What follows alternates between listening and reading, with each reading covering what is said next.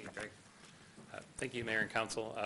I'll get right to the presentation that follows up the framework of cost of service with a nice schematic. And this is a schematic that's been built and developed as part of the study.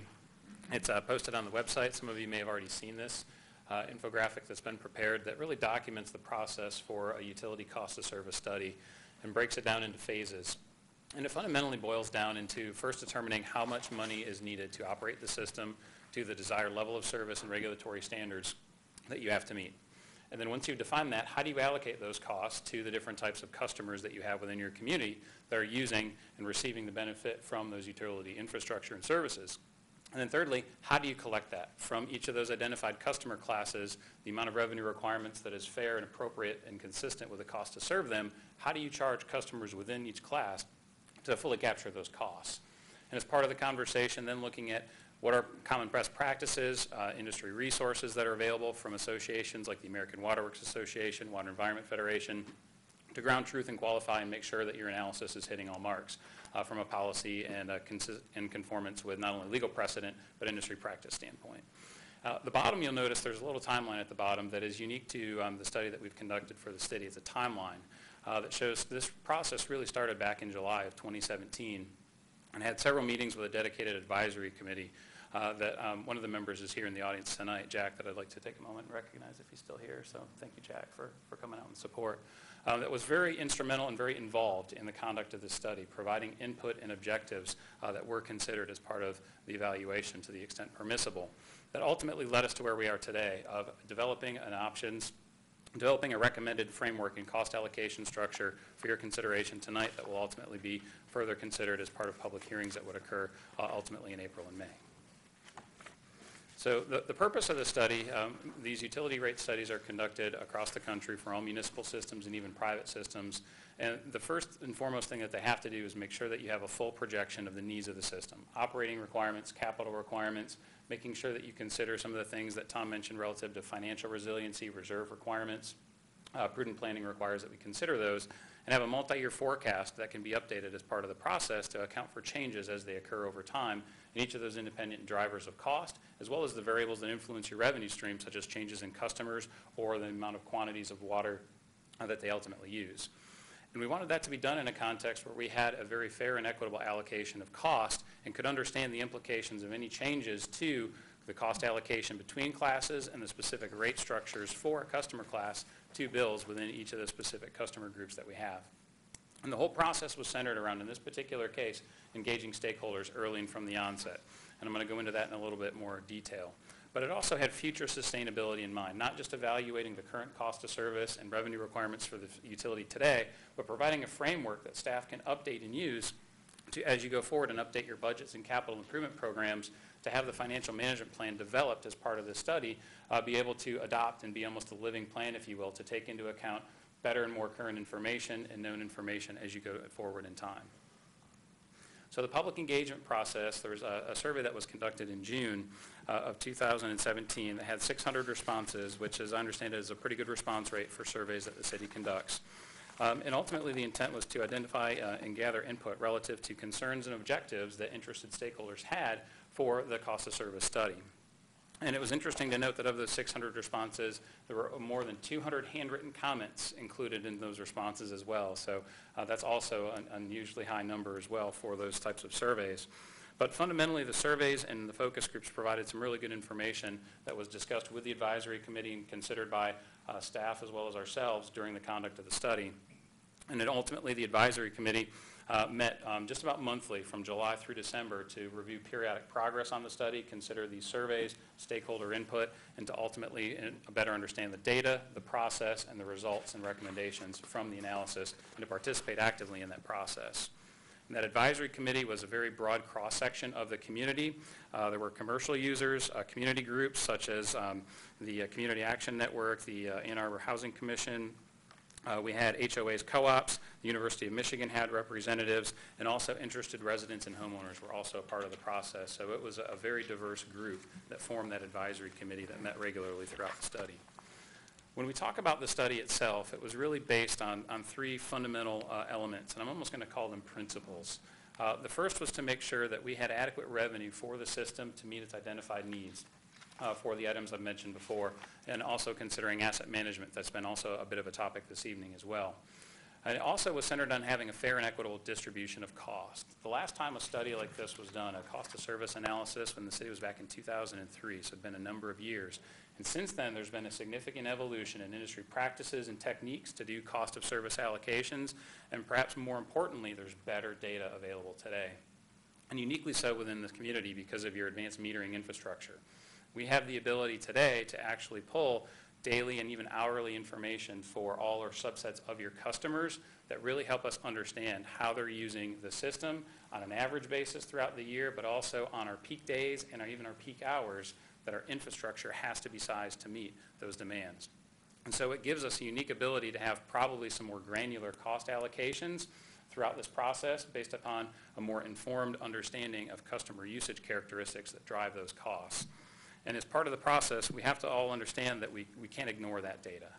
It's important that we have the cost of service adherence because of the legal framework and precedent within which utility services have to be provided, not only nationally, but particularly in the state of Michigan with its own unique court cases and legal precedent stemming from court cases such as Bolt versus the city of Lansing. So it's a very important tenet, and so I know I've been a little bit long-winded on this point, but it is very important that we keep this in mind as part of the process. And we also wanted to keep in mind evaluating and understanding community objectives, looking at affordability to the extent permissible through this cost of service framework, but also looking forward to what can we do after the conduct of the study, in addition, that can maybe provide and address affordability through non-rate related programs or other means. So one of the things I thought would be interesting is to identify and build up what are the cost of service. So what does it cost for our water system to fundamentally provide service to customers so that they can fill a glass of water? So annually we have operating costs of about $18 million. We have annual cash funding of capital improvements of about $10 million a year. And on top of that we have debt service requirements that are about $4 million a year. So just putting in perspective the revenue requirements that we're talking about for the system, there's a significant amount of capital-related items and maintenance requirements for those capital items to provide that water to your tap. So similarly, we have the cost to fill a tub, and really this is more the cost to drain a tub. This is on the wastewater side of things. So we have similar types of cost requirements for operations and maintenance expenses. It's a similar number of about $18 million a year, and the capital spending is about 10, but we do have more debt presently on the wastewater system given the recent treatment plan improvements and the debt we've taken on for that, that have debt service at about $7 million a year for our wastewater system. So imagine that title says the cost to drain a tub. This is the cost of wastewater service on an annual basis to provide that disposal of used water coming from properties back to the system. So how do we allocate those costs? One of the more rigorous components of a cost of service study is evaluating your customer characteristics and data. And in this case, we analyzed over 100 million data points from your advanced metering infrastructure system as part of the process. To look at your customer classes that you had today, additional available information you had, whether it was in your billing system, your track-it rental permit system, land use and building use files, footprint files, to see what we could look at for customer classifications. Today you have 3 classes of customers: residential, commercial, and water only. Water only customers are just that. They don't have any sewer charges associated with their water use. What we've looked at and are recommending is consideration of 4 customer classes. Today, multifamily residential customers are either in the single family residential class if they're less than 5 units, and if they're 5 units or more, they're in non-residential. What we're proposing is establishing a single class of customers for multifamily complexes greater than 2 units. At this point is the definition that we're looking at, that recognizes their unique usage characteristics and demands that they place on the system, while keeping the other rate structures of residential, single family, water only, and also non-residential for general service and commercial type properties. The basis for this, again, is based on a significant amount of data. And what this chart is showing you is the monthly water use for each of those different customer classifications. And if you look at where the first black arrow is pointing in February, that's the lowest month of system demand throughout the course of the calendar year. If you look at July, that is the month of highest demand on the system. And if you look even further into that month, it's also the highest peak day and peak hour usage that we have on our water system. Water systems have to be designed to satisfy that peak usage year-round, regardless if it happens 12 months of the year, 1 month of the year, 1 day of the year, 1 hour of the year. Those infrastructure costs stay with us, and the maintenance costs for those infrastructure costs stay with us year-round. So while you do quarterly billing for the majority of your customers, Your data systems and that advanced metering infrastructure and systems allow us to look at not only the monthly usage by customer class, but also daily and hourly usage to be able to better identify how customers are contributing to our system peak demands that we have sized our infrastructure to meet, and we're also performing maintenance activities for it. So all trying to get to a fair and equitable allocation of cost, reflecting what it actually costs to serve the demands of customer classes. And if you look at the bottom yellow line on the chart, these aren't ordered in any particular way, but that bottom one is for the multifamily customer accounts that we've identified. You can see that their usage year-round is pretty consistent from January throughout the entire year. But if you look at the other customer classes, such as residential, which is in orange, commercial in blue, or the water only, you can see that there's significant increases in demands during the summer months that are really contributing to those system peak demands that we have to meet, that we sized all this infrastructure to be able to accommodate. So what we've done is looked at and used all that data to allocate costs to customer classes. And using the 2016 billing data that we had at the time we started the study and that advanced metering infrastructure information, said with that data and your current rates, what is the revenue that we would generate today versus what is the cost to serve those demands based upon our current expenditure requirements, and allocating those to the different types of facilities used to meet average day demands, maximum day demands, and peak demands. And the results are what's shown in this table. So the orange bar, the left-hand bar for each customer class, shows the expected level of revenue with current rates and 2016 billing data for single-family residential, then for multifamily, then for non-residential, and then for water only. And what you can see is that because of those demand characteristics that we now know for these customer classes, the single-family residential cost to serve them is approximately $1.7 million more than our annual revenue generation with those same demands and billing units in our current rate structure. Whereas for multifamily residential, the cost to serve is about $2.4 million less, or 30% less, than what the revenue is that we're generating from today's rate structure.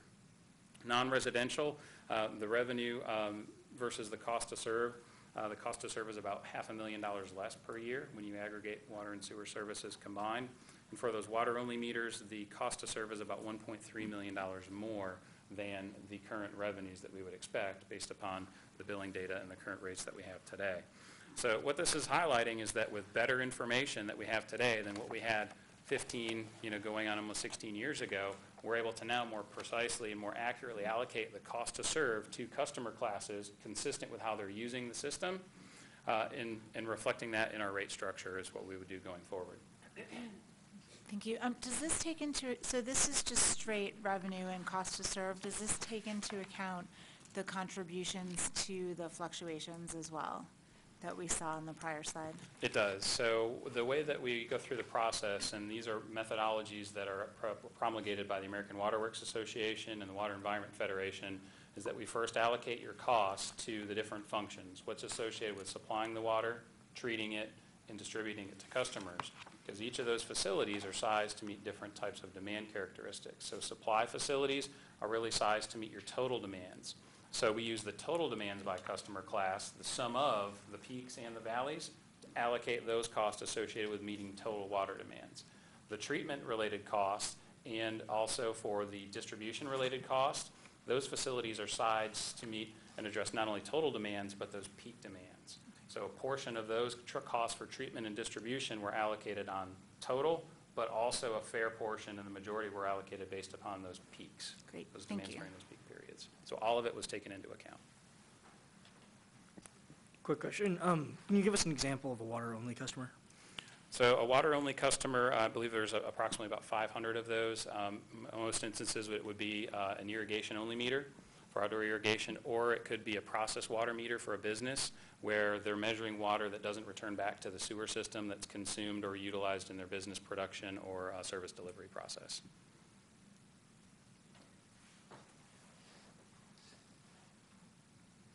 All right, so with these cost of service analysis, what we've done is utilize the revenue or use the cost to serve components to then serve as the basis of developing rate structures for each individual customer class. So now that we've identified how much revenue we should collect from each customer based upon the cost to serve it, what rate structures make sense for the different customer classes that we have. And so the proposed rate design that we have for residential is very consistent with what you have today. It is comprised of a fixed charge that is based upon the size of the meter, and volumetric rates that have a 4-tier system of graduating rates for higher amounts of water use. And we'll get into the specific basis of that in a moment, but it is not a ratchet rate structure. So everyone, if they use 900 cubic feet, and I'll get into what cubic feet mean in just a moment, everyone pays the same rate for that. And if you use 1,200 cubic feet, the increment above the 9 is what is charged at the higher rate, not the full 12. And I'll clarify that as we go through. The way we develop the tier system of 4 inclining block rates versus your current system of 3, which it used to be a 4 system as well, I'll also go into, but it's centered around having tiers that recognize indoor water use for different types of profiles, and for the higher tiers recognizing outdoor usage levels in tiers 3 and 4. I must say that this is not a customer-specific rate structure. We can't quite get to the point where we have individual rate structures for every customer at this point on the system. So we have to look at this in classes. So when we're talking about tier sizing and generalizing customer classes, we fully recognize, and every utility across the country does, that not every single residential customer uses water the same way. Our knowledge about customer use stops at the meter. We don't know what it's for behind the meter in terms of how many people, how much irrigation is happening. So what we do have to look at is reasonable usage allowances and studies that have been done to come up with typical profiles in terms of establishing these block ranges and use. But we fully recognize that individual customer circumstances will vary, and we all have to be aware of that as we enter this conversation. On the non-residential, multifamily, and water-only side of things, for those customer classes, we're again recommending the same type of fixed charge schedule that's based on meter size, but a single volumetric rate for each respective customer class based upon their cost to serve and their identified volumes. So the rate per 1,000 gallons will be different for each of those customer classes based upon their unique cost to serve requirements. And again, important to note, those water-only accounts, they do not receive any sewer charges. They just receive a water-only rate. So I mentioned 100 cubic feet. That's what that acronym CCF stands for. Most people don't know what a cubic foot of water is, let alone 100 cubic feet of water represents. It's 748 gallons. So that represents a number of different things. So staff has quantified it as a number of showers, as a number of minutes of watering with a hose, number of loads of laundry. We can certainly go back and provide the specific assumptions in both of these things, but we know CCF is a little bit of a difficult term to know and understand and work with, but it equates to about 748 gallons of water use. So everything that you bill in is in 100 cubic feet. That's the way your meters read water. So when we talk about rates, as we go forward, we're talking about them in 100 cubic feet, or CCF, from this point forward. So one of the things I wanted to spend a little bit of time on was why adding a new residential water tier, that 4th tier. Just as we could look at an individual class's use by month, we can actually look at, within a class, the usage by defined tier range and how that occurs throughout the year. And what this chart shows is actually the change in water use from that lowest month of February within each of the different tiers. You can see that the substantial amount of water use in Tier 4 goes from almost nothing in January through April all the way up to 7 million cubic feet at its highest. That is the area of use within the residential customer class that is contributing most significantly to that peak demand. So we looked at these contributions to the peak demand to make sure that we assign the exact same unit cost associated with peak capacity to each of the tiers. The difference is that there's more contribution in the 4th tier versus the 3rd tier, which is why the rates are higher. But the unit cost is proportionate to the volume in those tiers. So I wanted to address that. These are directly proportional rates based upon the contribution to the system peak demands that each tier presents on the system. So when you look at the current rate structure, today I mentioned you have a 3-tier system. And again, these rates are in 100 cubic feet, or again, which equates to per 748 gallons. I've identified the current rate structure on the left and what's been proposed on the right that again reflects the cost of service to the residential class and then the further distribution of that cost of service to the tiers based again upon the overall usage within each tier and how it relates to our system peak demands. To keep that proportionality and to keep that nexus or that linkage to the cost to serve for each tier. Yes, ma'am.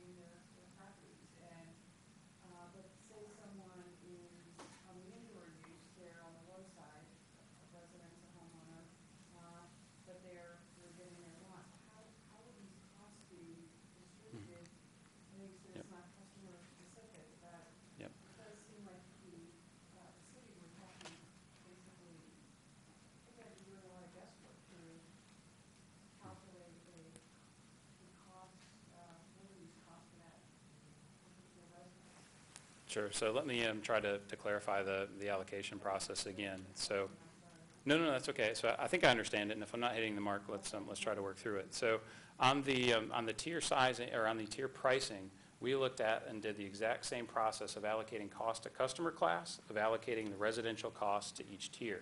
So we didn't do it based upon an assumption of indoor-outdoor use. We just took the raw actual amount of water volume in that tier in those peak periods to allocate the cost to the tiers. So it's possible that usage in Tier 2, while perhaps is serving more as an allowance for indoor use for larger families, it could entirely be irrigation for certain properties. We don't know that. But what we do know is how the usage in Tier 2 changes throughout the year and how much occurred on our maximum day and peak hour so that we can allocate our costs fairly to that water usage that happens in Tier 2 based upon the cost to serve that usage, even though we don't know exactly if it was for indoor use or outdoor use for every single household. Does that help, or? Okay. I know.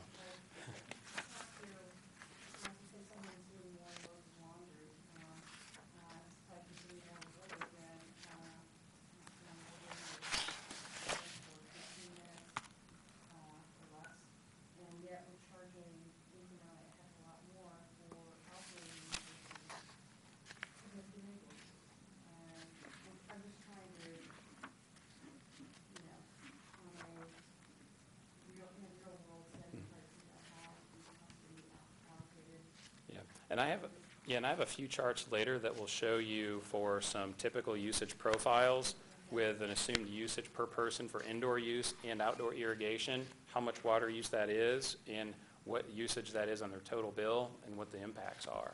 So we can do that for on just a raw blanket basis of looking at quartiles of quarter of impacts in a tabular form. But I think looking at it more in these usage profiles is probably a more helpful way to look at it. And so I've got some of those charts coming up here in a little bit that may further elucidate this conversation, illuminate this conversation. All right, so if I may, I'll proceed. So after the single-family tiered rate structure, we do have the uniform rates, the volumetric rates for the other customer classes. The current is identified on the left-hand side in orange, and the proposed, based upon the cost to serve, is identified on the right-hand side. So you can see that the multifamily rate would go down to $213. The non-residential rate would remain basically flat with a small increase, and the water only, again, would have an increase in that usage rate consistent with the cost to serve that showed a substantial amount of contribution to those summer peak demands that the system has to be sized to meet. On the sewer side, it's actually a pretty simplistic process. The same fixed charge and same usage rate for all customer classes, given comparable levels of assumed wastewater strength for all customer classes. It's really a simplistic rate structure where all customers have the same monthly or same fixed charge schedule and same uniform rate. The difference is that for residential properties, their metered volume or billed volume for the sewer is capped at their winter average to try and give consideration for potential use during the summer that might be for outdoor irrigation that doesn't return to the sewer system to avoid charging sewer for that. But the rates that are actually charged themselves are the same for all customers. And we're not proposing to change that, just simply update the rates based upon the current cost to serve analysis. And so for the sewer, the volumetric rate would go up slightly because the schedule of the customer charges is coming down slightly for the larger meter sizes, but it again works out to the exact cost to serve that we have today on the sewer side.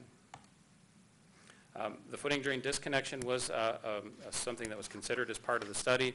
I think many of you are aware about the program itself and about 2,000 homes that have been disconnected via the program. There's an estimate that there's about 15,000 still remaining in the community. It was a subject that was to be evaluated in this rate study per a recent Citizens Advisory Committee, but there's several challenges with trying to factor that into this particular study. The first one is equity. So what makes these properties that have been disconnected different from a use of the system and cost to serve than properties that were never connected in the first place? Moreover, we would need to have a significant amount of data to be able to identify specifically who all of these properties are that are connected and could be disconnected in the future. And from a legal precedent standpoint, we're not aware of other communities that have provided a provision for this within the rate-making context here in Michigan. So we see this as a challenge that perhaps is better suited through a non-rate program, such as communication of the benefits of the program, or maybe alternative funding strategies for the program itself, as opposed to trying to accommodate some of these issues in a user fee structure that's in a very stringent and rigid legal environment that we have limited flexibility. I think there's other ways that we're going to have to consider that issue. Excuse me. Before you move on, what do you mean by an alternative funding program? So this could be potentially looking at how those projects or even some of the infrastructure might be funded. I'd like to defer to Mr. Hupy about some of the potential options that could be explored on that.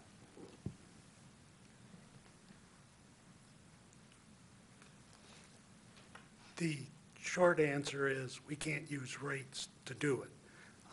Alternative funding sources, if council had the appetite, it would likely be a general fund type process to fund any consideration given for those properties. Have we considered what kind of consideration we're talking No, about? we haven't explored that at this point. Thank you. While you're there, Mr. Hupy, Mr. Steve. while you're there, just from this slide, I think this is for This is Mr. Craig. Hupy. It's not clear to me exactly what the status is of the footing drain disconnect program currently and what the plan is going forward from this slide. No, the slide doesn't communicate what the plan is. Currently, we are not enrolling any new homes into the program. That was per council directions. There still is developer offset mitigation required, but that does not necessarily, under the program per council approval, require an FDD done. It can be other mitigation provided by the developers.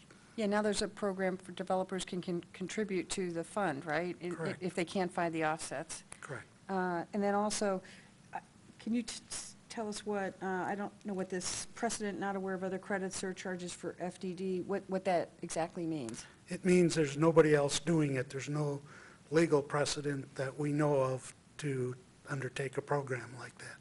Okay, thank you.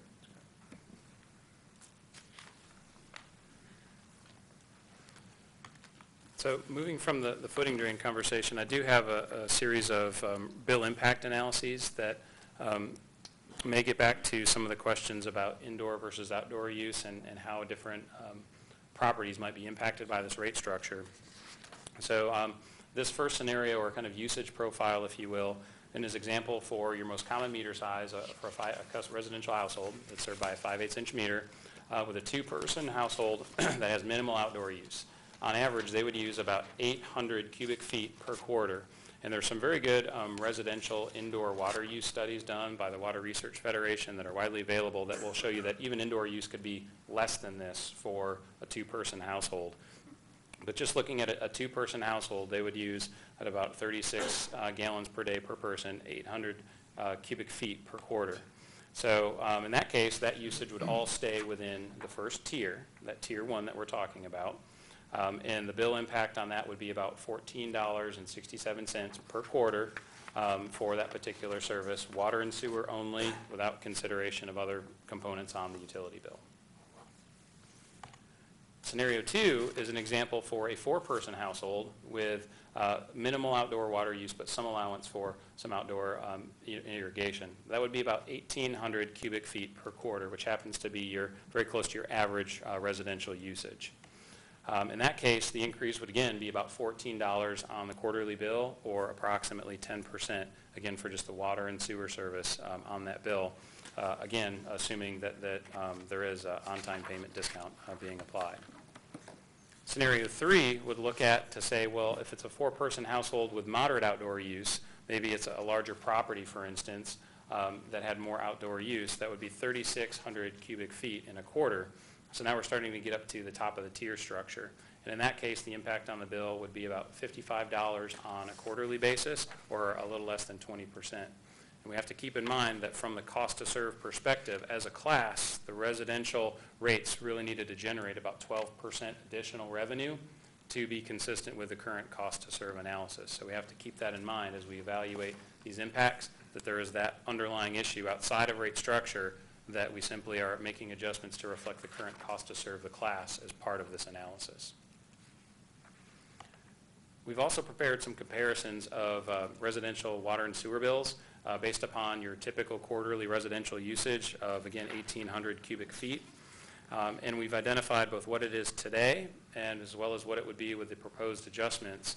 Now, we don't know what all these other communities are contemplating for July 1 in terms of rate adjustments. So we are comparing a little bit of apples and oranges in terms of our proposed rates versus their current rates. But you'll also notice, too, that we've included in orange for those utilities that have stormwater service charges, similar to what the City of Ann Arbor does, what those amounts are. In many cases, communities that don't have a specific dedicated stormwater utility user fee cover those costs through either general fund or other sources. So one thing to look at, too, and keep in mind is if you remove the orange bars, just looking at pure water and sewer costs, you actually are comparing very favorably to the other utilities' water and sewer bills. And one other point I would like to make about stormwater, and I know this will come up a little bit too when Marty talks, but the magnitude of your orange bar also does reflect the results of that recent level of service and cost of service study for stormwater, that you do have a very high level of service within your community for stormwater that's reflected and embodied in that current rate. So just keep that in mind too when you look at those orange bars. In addition to single-family residential, we've also gathered some specific non-residential properties just to identify a range of impacts for different types of businesses. And if you recall, generally from that cost to serve class for the non-residential customers as a group, the overall cost to serve was about 2.5% less than what the current rates would be generating based upon the current billing data. So in many cases, you'll see some small reductions, but it is possible you may see some small increases as well. If you look at, for instance, the dry cleaners that we pulled second from the bottom, they may have a small increase in their bill as perhaps the teen center would, depending upon how much water they consume. But generally giving you a range of impacts for your non-residential customers, which will represent about 2,500 customers within the community.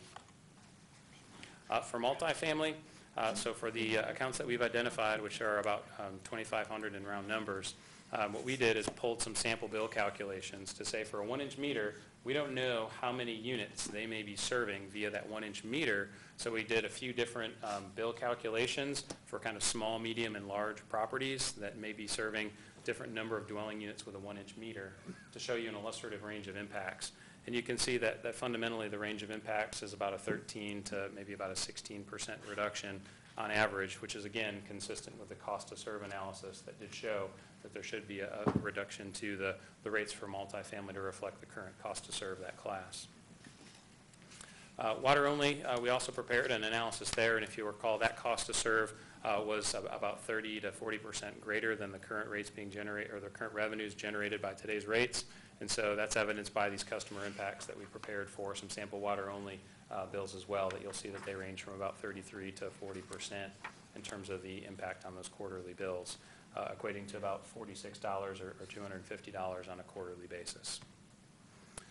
One last thing before I turn it over to Marty to talk about some forward-looking things outside of just the cost of service lens. You know, as I mentioned, the cost of service process is normally and traditionally very bound by cost of service principles, cost causation, if you will. And so when you try to interject certain objectives, such as affordability, you have to do so very carefully and within an appropriate context so that you're not necessarily using that as a criteria to allocate costs. Costs have to be allocated consistent with customer usage characteristics and how they're using the system. And that's exactly what we've done in this process and identified a certain way that you could address affordability based on a cost of service approach in terms of multifamily. However, we think that going forward, there's other things relative to affordability that should be addressed specifically. This study is really not the appropriate vehicle to address affordability programs. They should really be done mostly through another process outside of the rate setting framework. What we've done is looked at usage characteristics of all customers to evaluate your cost of service and to make sure that you have rates that fairly and equitably reflect that.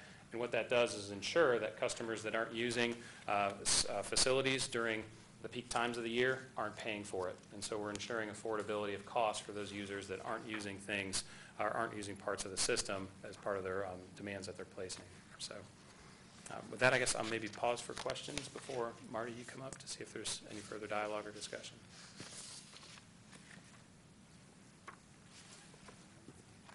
I don't, maybe for Marty, I don't Okay. know. Or, Very good. All right, you're welcome. Well, actually, before you leave, I do have a question.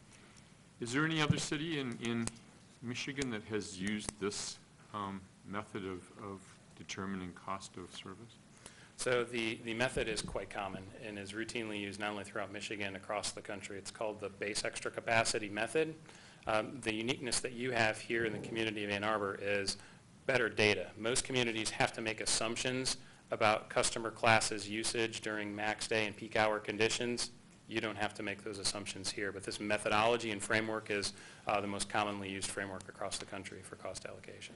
And has this methodology led to adopting a fee structure like this, a four-tier structure for a single-family house and a flat fee for multi-unit?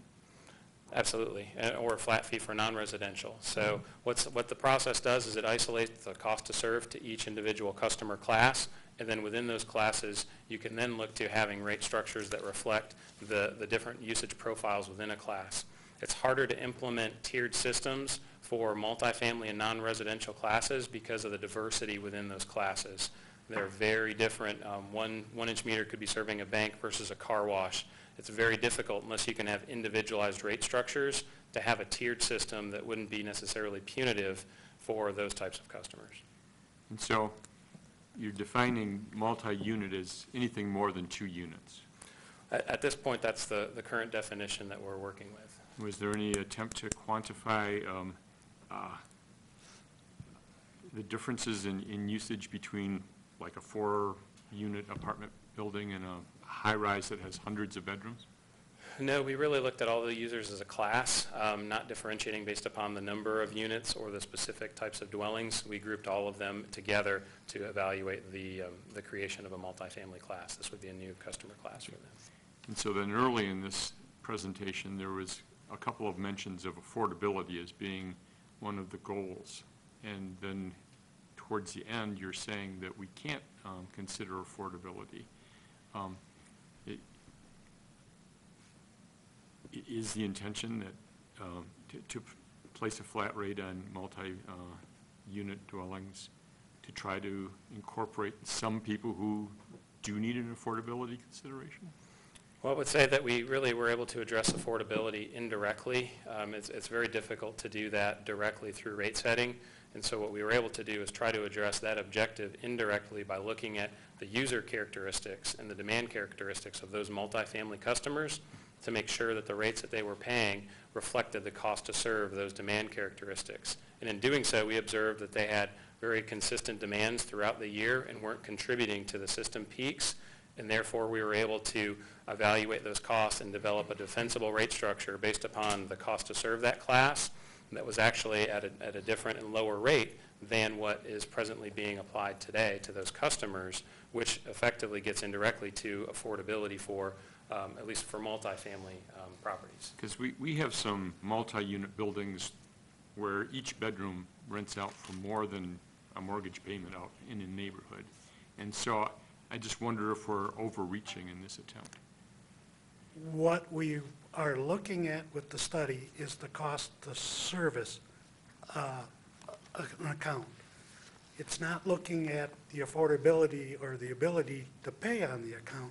We are looking at what is the cost to service a meter. And as a group, we identified multi-family or multi-structures as a class that is less expensive to serve. It's a very uniform demand. And we are not looking at the ability to pay. That's exactly what we can't look at when we do a cost of service study. We can't look at what's behind the meter and say, can they pay or not pay? That's not allowed. And yet it seems like the tiered system actually accomplishes what we want to do in reducing consumption so that there's less load on our system. That is one of the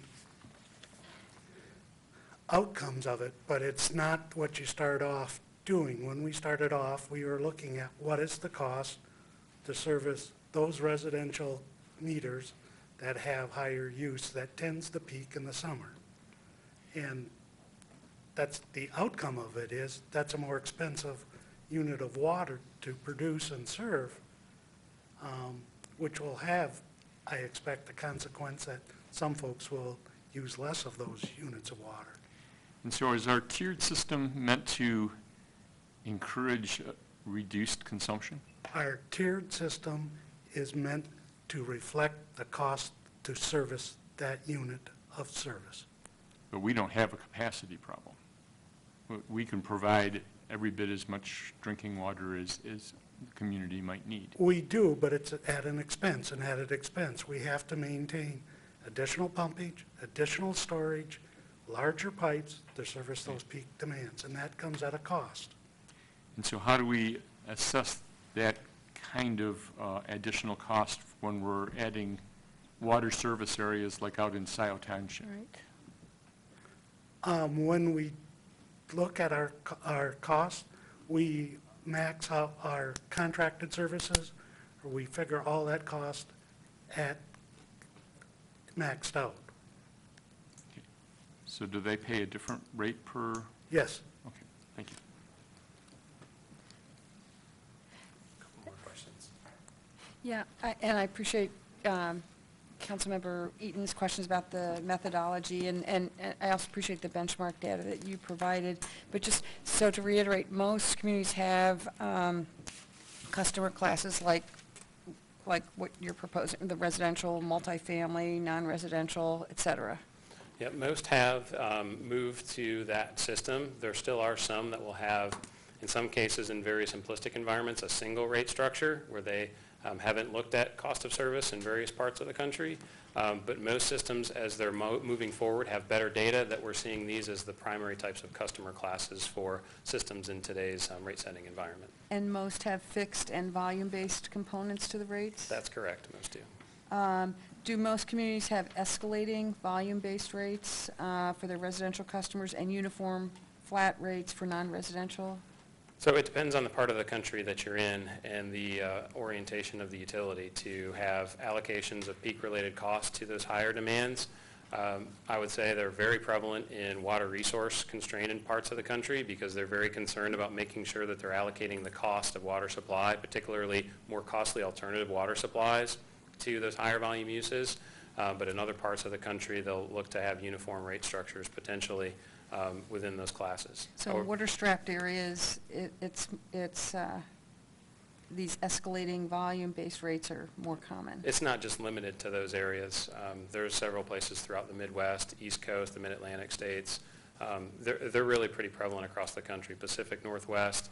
You'll just see in some cases communities won't do that. Okay. If you look to the Environmental Finance Center for the University of North Carolina, they do statewide rate dashboards that show the different types of rate structures from municipal systems in various states. And each year that they do those, there's more and more inclining block rates in various parts of the country. So they're becoming much more prevalent, not just in water resource constrained areas, but throughout the country because of some of these features that we've talked about tonight. Okay, and then, sorry, I was just, for the communities where they have escalating rates for volume-based rates for residential customers, have you seen any that have as severe a penalty for volume usage as you're proposing for Ann Arbor? We've seen some very significant cost differentials on those upper bounds throughout the country. So in some cases, when they initially start with these inclining block rate structures, they start a little bit more modest. If you go back in history to the four-tier system that you had, that fourth-tier rate was not too different than the rate that we're talking about now. It was less, but not significantly so. It was a few dollars less, but it still wasn't a $7 or $8 rate. It was pretty high from what I can recall. So this type of differential we do see, and it really is associated with those peak demands. And for systems that have significant differentials between their average day use and their maximum day and peak hour, such as what I showed on one of the earlier charts where your maximum month was 2 times your average month, that's when you tend to see those bigger differentials on those rates at the top tiers because of that peaking cost that's being carried by the system.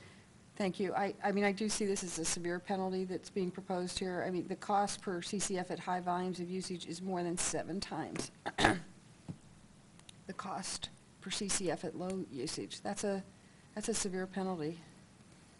Well, I would again caution the use of the word penalty because it would suggest that it's not It's a- cost-based. So we just have to be careful about the context and the way certain things Well, are when the cost is presented. 7 times higher, that's, And that's why I was standing behind Andy, is I have to remind you that this is cost drawn out of our own data, and it's knowledge we now have, and we can't unwind that knowledge. And our laws in court cases require us to do cost of service proportional to cost of service. And so this is the data that we now know, and this is the cost to service the different customer classes. but when you look at it on a very granular level, I mean, it's a high volume of usage for the system when these costs go up so significantly. For Joe Dokes, you know, he or she may be using a lot, and they're paying 7 times more than at low usage, but, you know, on a per household basis, the cost for the system is greater because it's at the peak usage time, if I'm understanding what you're saying. The rates are set to recover the cost of actually servicing a meter and the volume that goes through it. At peak, yeah. Or Yes. The system-wide And if they're not usage using on levels. peak, they won't, if they're not using those larger volumes, they won't be paying the larger rate. So, as it was stated, the only portion of the bill that's at the highest rate is that which exceeds the threshold to get into that water use category. It doesn't apply to the whole bill. To answer your question about other areas, came from an area where it was arid. They had 4 tiers. The 4th tier was so high, it basically forced everybody back into the 3rd tier, and they got rid of the 4th tier. But it was an extremely high use, cost for use for that extra water. So if personal experience matters, I've seen those kind of rates that are more steeply escalating. Thank you. I guess I was going to switch my order of questions here, but piggybacking off of the conversation that just took place, first of all, I appreciate the granularity that you've provided here, and information is always good. I've been hearing just through the public process that's happened that some homeowners, avid gardeners, and even their contractors are already talking about recommendations for ways of managing landscapes that in a more water-restricted environment. So, which I think is great because it more accurately assigns costs to costs of our providing service. I'm assuming, following on what Mr. Lazarus said, that this tier structure will cause behavior modifications, and there's clearly been some thought about the impacts on revenue, and I'm assuming that's just something we tackle once we see what the impacts are in the future? Sure. There's allowances that can be made in terms of the revenue forecast that Marty's going to get into a little bit to allow for that elasticity of demand, people using less in response to that change in price, and that over time, conduct periodic updates to this to account for that. And if we do see substantial changes in customer behavior, then that can ultimately lead to changes in philosophies about sizing of future projects, such as the sizing of a future water treatment plant rehab, underground infrastructure. If those peak demands do come down, there will be likely some cost savings that could result for it, or efficiencies for the system in the future. So I do want to point that out too. And if I have a set of questions about sort of overall usage trends, fixed cost, variable costs, is that better for after the next section? We could probably tackle that now. So I would say. So there's, as we've seen a lot of housing come online in the past few years, there have been comments at the council table and in the community about the stresses on, what are characterized as stresses on infrastructure, and water pressure use capacity has been thrown into the mix, and wastewater. I realize there are pinch points in the system, especially having to do with wastewater. I guess very briefly, because I'm sure this could cover many research papers, how would you characterize, when new customers come into the system? Is that a net, how does that affect existing ratepayers and the sustainability of the system going forward and the burden on others? Sure. So ultimately, part of that goes outside this conversation to your capital cost recovery charges. And let's assume that the initial cost of the infrastructure to extend service to them has been covered through that capital cost recovery structure or in combination with developer contributions. So then what you're really talking about is that new customer coming in, the incremental cost that we would see would be relative to chemicals, electricity, those variable type components.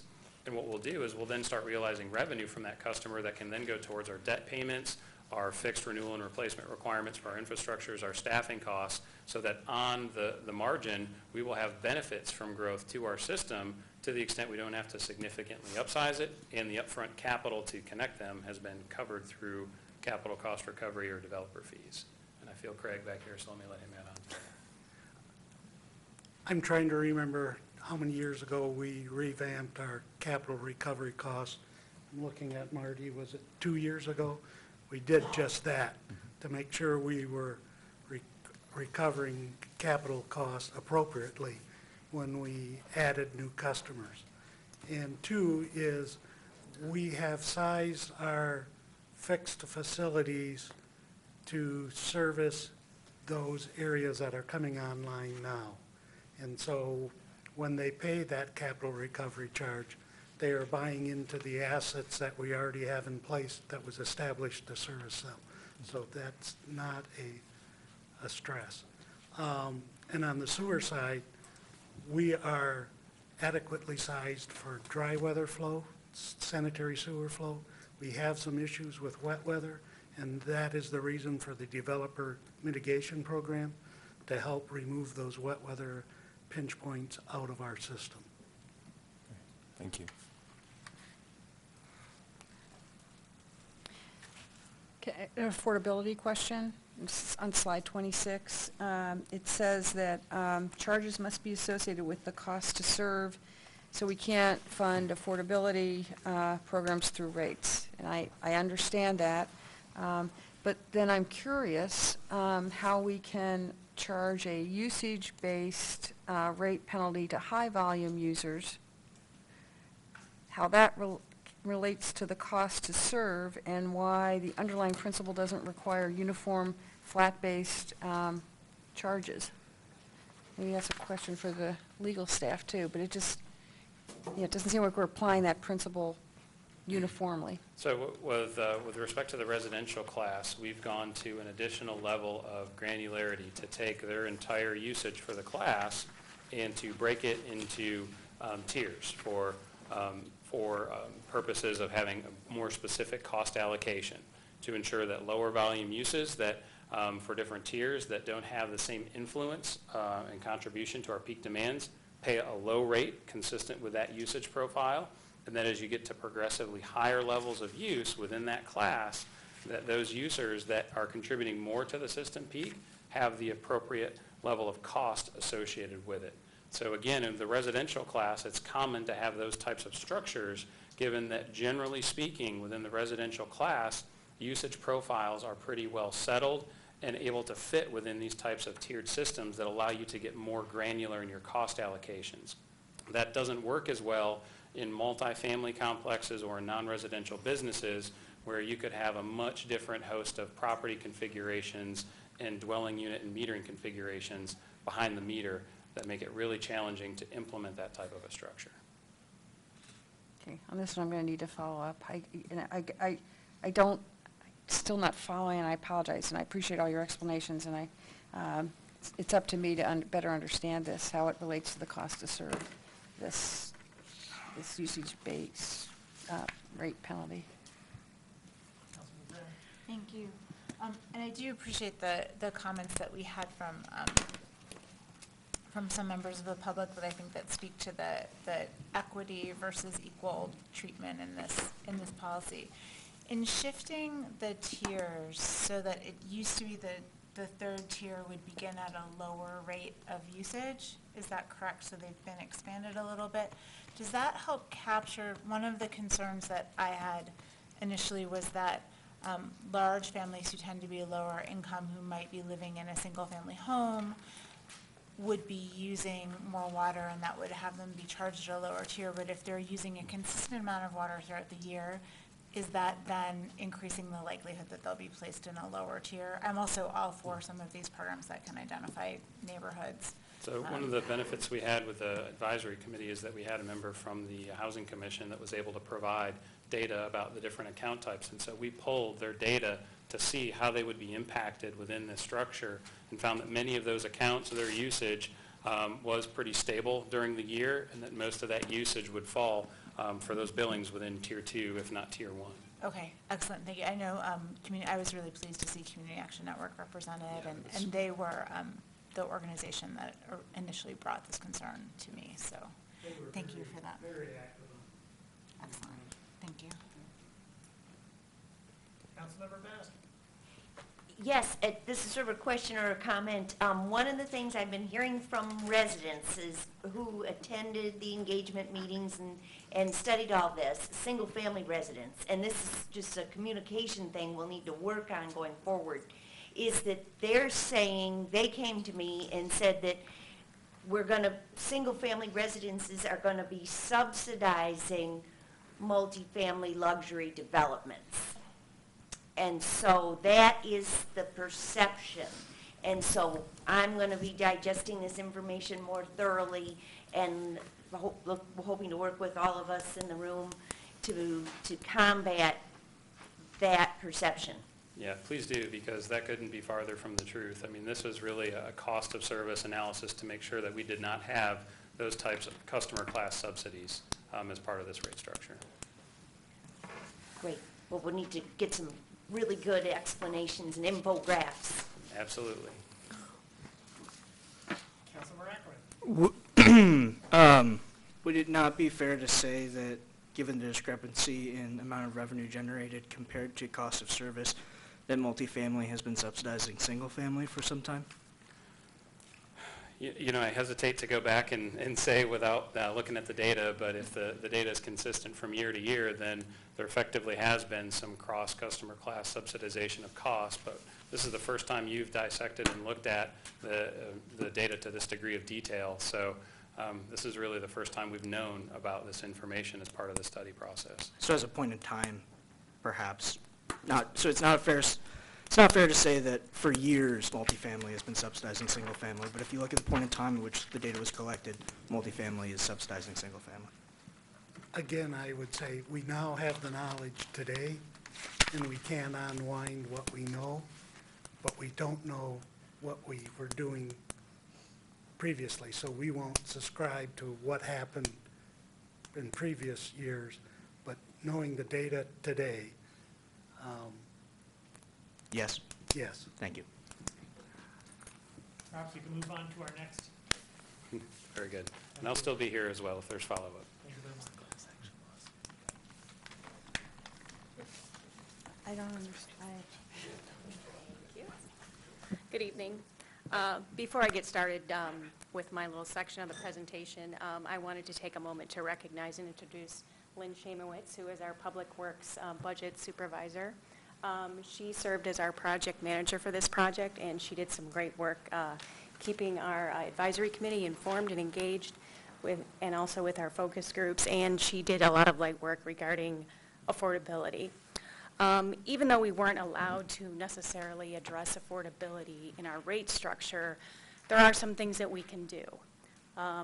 One of those things that we can do through the rate structure, as we hope, is to indirectly impact families with affordability changes by creating the multifamily rate structure.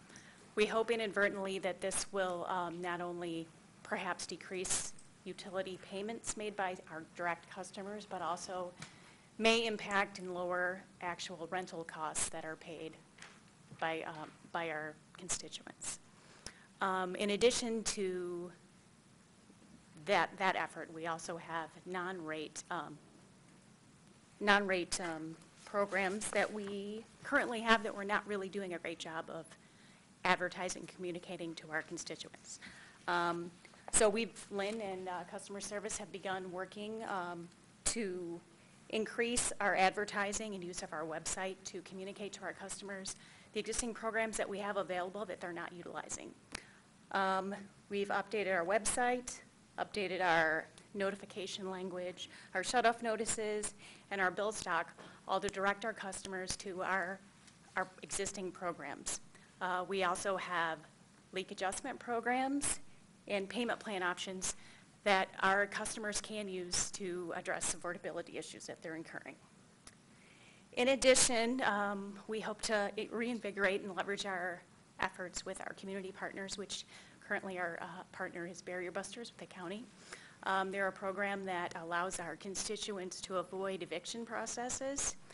Our customers can contribute to the program by checking a little box when they pay their utility bill.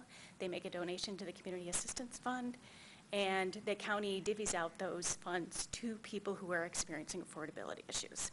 Our hope is to advertise and communicate this program to our constituents to help ease those efforts of affordability. In addition, Lynn has done some great work in establishing a working group that will continue our efforts to improve affordability. She has members that will continue to monitor how the funds are being used and if there is an unmet need for those folks. Representatives will be from Community Action Network, the Housing Commission, Arrowwood Co-op, and of course city staff. We'll continue to monitor the data and then determine if we still are experiencing customers who have affordability issues. And then at that point, we may be back to you with other solutions for how we'd address that issue. Moving forward, to implement the study, if council decides to move forward with our recommendation, is that we'll begin work to reclassify approximately 2,500 accounts from either current non-residential or residential to the multifamily class. And then we intend to communicate to all the residents about the change in the rate structure. In doing so, we're going to use our public outreach advertising company that we've hired for our stormwater education, Hahn and Associates. They'll be working with us to communicate not only our rate changes, but also our affordability efforts. And I'll turn it over to Craig for the remainder of the presentation.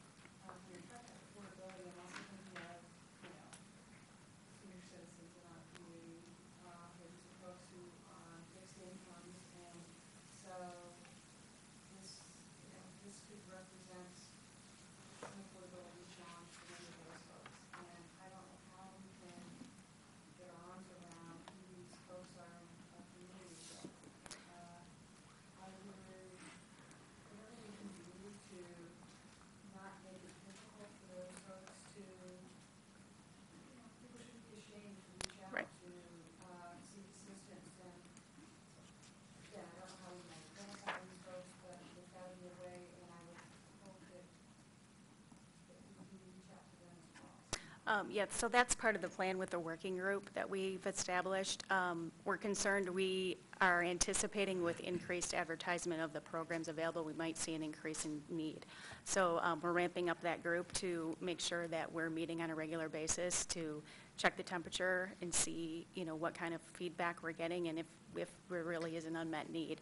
At this point, past instances, we've not utilize the entire funding that's being donated by our ratepayers.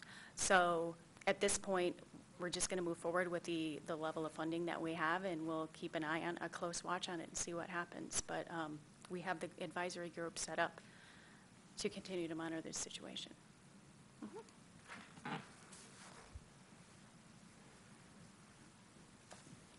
Now they let me have the podium all to myself. I don't have to share it with anybody else. The slide that's before you is the revenue requirement forecast.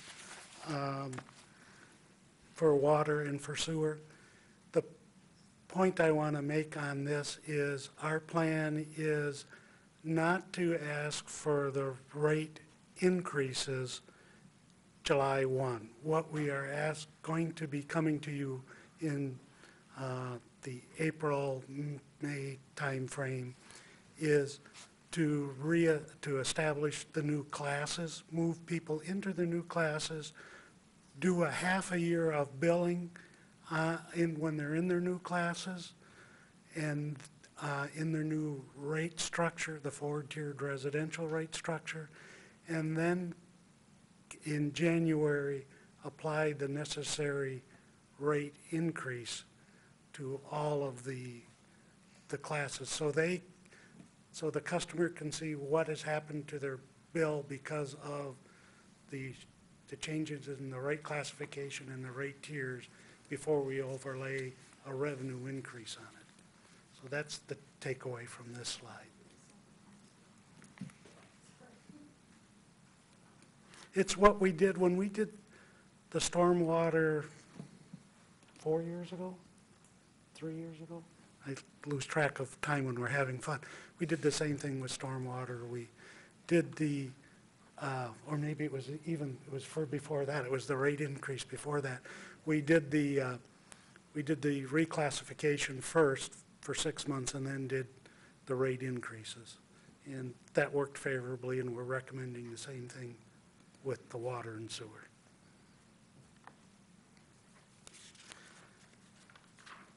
Stormwater, what we are proposing is going forward with the recommendations made by the Stormwater Advisory Group, staying on that plan, not deviating from the plan. And so the rates going forward are what has been proposed in previous presentations on stormwater.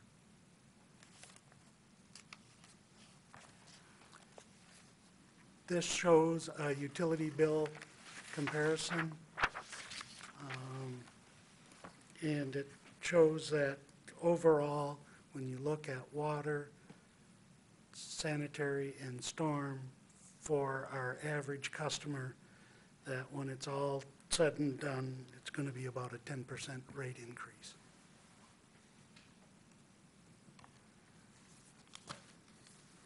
Now jumping and changing to the solid waste fund. This is the financial summary, looking at the chart for going back to 2015 through 2017.